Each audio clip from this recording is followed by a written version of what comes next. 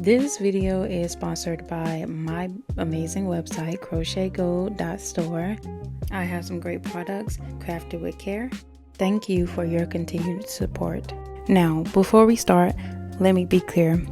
Everything that I'm sharing here today are my threaded thoughts and opinions based on what I've seen, experienced, and researched.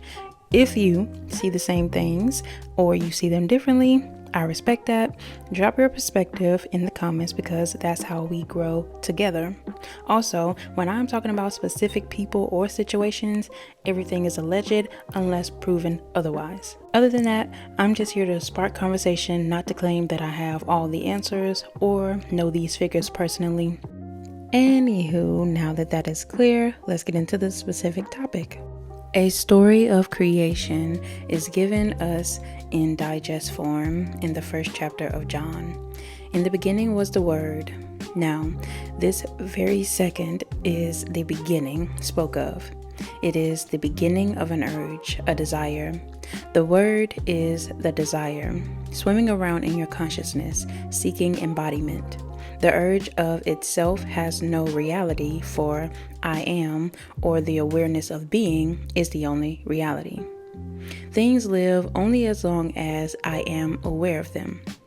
So, to realize one's desires, the second line of the first verse of John must be applied, and that is, and the Word was with God.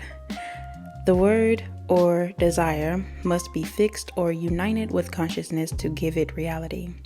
The awareness becomes aware of being the thing desired, thereby nailing itself upon the form of conception and giving life unto its conception, or resurrecting that which was heretofore a dead or unfulfilled desire. Two shall agree as touching anything, and it shall be established on earth. This agreement is never made between two persons. It is between the awareness and the thing desired. You are now conscious of being, so you are actually saying to yourself without using words, I am. Now, if it is a state of health that you are desirous of attaining, before you have any evidence of health in your world, you begin to feel yourself to be healthy. And the very second the feeling I am healthy is attained, the two have agreed. That is, I am and health have agreed to be one, and this agreement ever results in the birth of a child, which is the thing agreed upon. In this case, health. And because I made the agreement, I expressed the thing agreed. So, you can see why Moses stated, I am hath sent me. For what being other than I am could send you into expression? None. For I am the way. Besides me, there is no other. If you take the wings of the morning and fly into the uttermost parts of the world, or if you make your bed in hell, you will still be aware of being. You are ever sent into expression by your awareness, and your expression is ever that which you are aware of being. Again, Moses stated, I am that I am. Now here's something to always bear in mind. You cannot put new wine in old bottles or new patches upon old garments. That is, you cannot take with you into the new consciousness any part of the old man. All of your present beliefs, fears, and limitations are weights that bind you to your present level of consciousness. If you would transcend this level, you must leave behind all that is now your present self or conception of yourself. To do this, you take your attention away from all that is now your problem or limitation and dwell upon just being. That is, you say silently but feeling to yourself, I am. Do not condition this awareness as yet. Just declare yourself to be, and continue to do so until you are lost in the feeling of just being, faceless and formless. When this expansion of consciousness is attained, then within this formless deep of yourself, give form to the new conception by feeling yourself to be that which you desire to be. You will find within this deep of yourself all things to be divinely possible. Everything in the world which you can conceive of being is to you, within this present formless awareness, a most natural attainment. The invitation given us in the scriptures is to be absent from the body and be present with the Lord. The body being your former conception of yourself, and the Lord your awareness of being. This is what is meant when Jesus says to Nicodemus, "Ye must be born again, for except ye be born again, ye cannot enter the kingdom of heaven." That is, except you leave behind your present conception of yourself and assume the nature of the birth, you will continue to outpicture your present limitations. The only way to change your expressions of life is to change your consciousness. For consciousness is the reality that eternally solidifies itself in the things round about you. Man's world in its every detail is his consciousness outpictured. You can no more change your environment or world by destroying things than you can by your reflection by destroying the mirror. Your environment and all within it reflects that which you are in consciousness. As long as you continue to be that in consciousness, so long will you continue to outpicture it in your world. Knowing this, begin to revalue yourself. Man has placed too little value upon himself. In the book of Numbers, you will read, "In that day there were giants in the land, and we were in our own sight as grasshoppers, and we were in their sight as grasshoppers." This does not mean a time in the dim past when man had the stature of giants.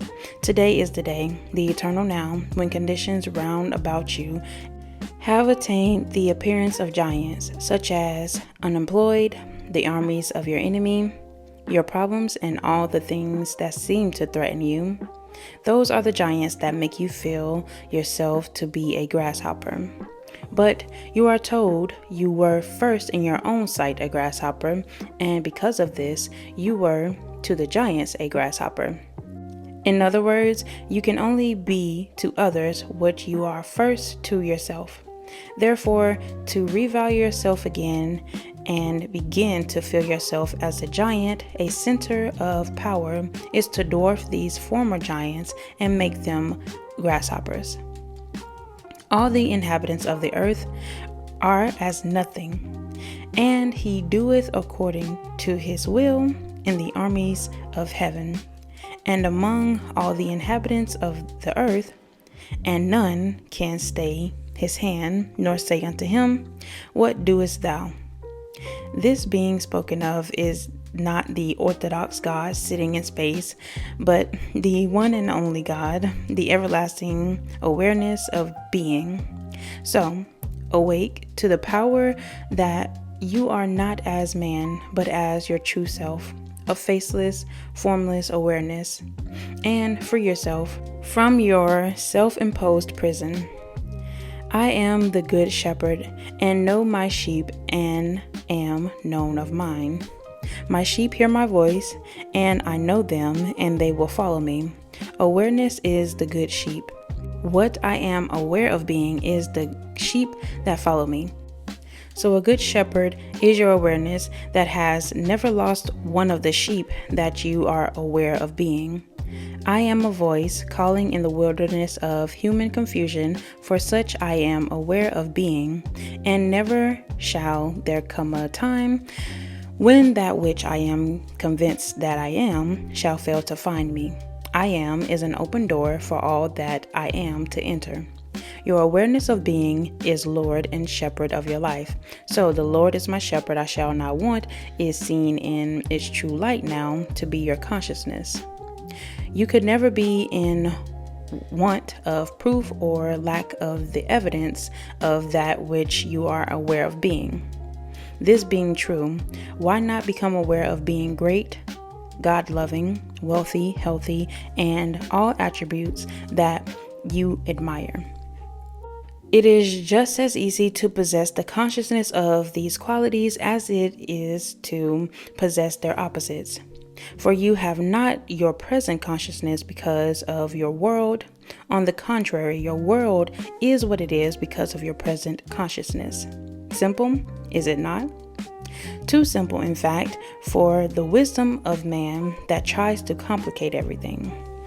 Paul said this of the principle: it is to the Greeks, or wisdom of this world, foolishness, and to the Jews, or those who look for signs, a stumbling block, with the result that man continues to walk in darkness rather than awake to the being that he is.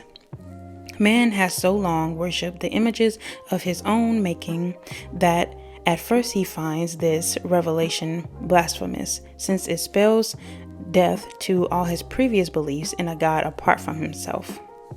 This revelation will bring the knowledge that I and my Father are one, but my Father is greater than I. You are one with your present conception of yourself, but you are greater than that which you are present aware of being. Before man can attempt to transform his world, he must first lay the foundation, I am the Lord. That is man's present awareness, his consciousness of being is God. Until this is firmly established so that no suggestion or argument put forward by others can shake it, he will find himself returning to the slavery of his former beliefs. If ye believe not that I am he, ye shall die in your sins. That is, you shall continue to be confused and thwarted until you find the cause of your confusion. When you have lifted up the Son of Man, then you shall know that I am he.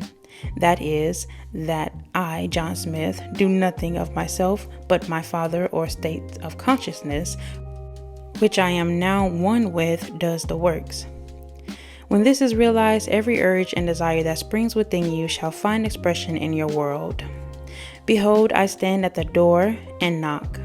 If any man hear my voice and open the door, I will come in to him and sup him with me.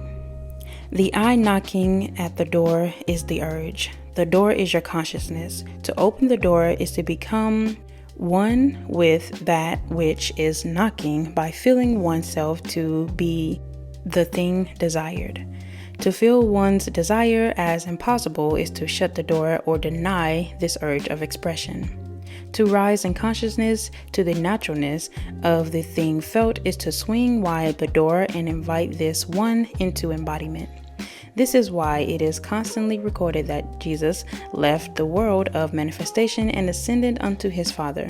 Jesus, as you and I, found all things impossible to Jesus as man. But having discovered his Father to be the state of consciousness of the thing desired, he but left behind him the Jesus consciousness and rose in consciousness to the state desired and stood upon it until he became one with it. As he made himself one with that, he became that in expression. This is Jesus' simple message to man. Men are but garments that the impersonal being I am, the presence that men call God, dwells within. Each garment has certain limitations. In order to transcend these limitations and give expression to that which, as man, John Smith, you find yourself incapable of doing, you take your attention away from your present limitations or John Smith conception of yourself and merge yourself in the feeling of being that which you desire. End. Okay. So now to my thoughts. I was actually thinking about this whole chapter, the book that I read from Ashira, Star Goddess, if you don't know her. Ashira Goddess, sprinkle her. She actually has a book called How to Manifest with Magic and Dark Cosmic Energy.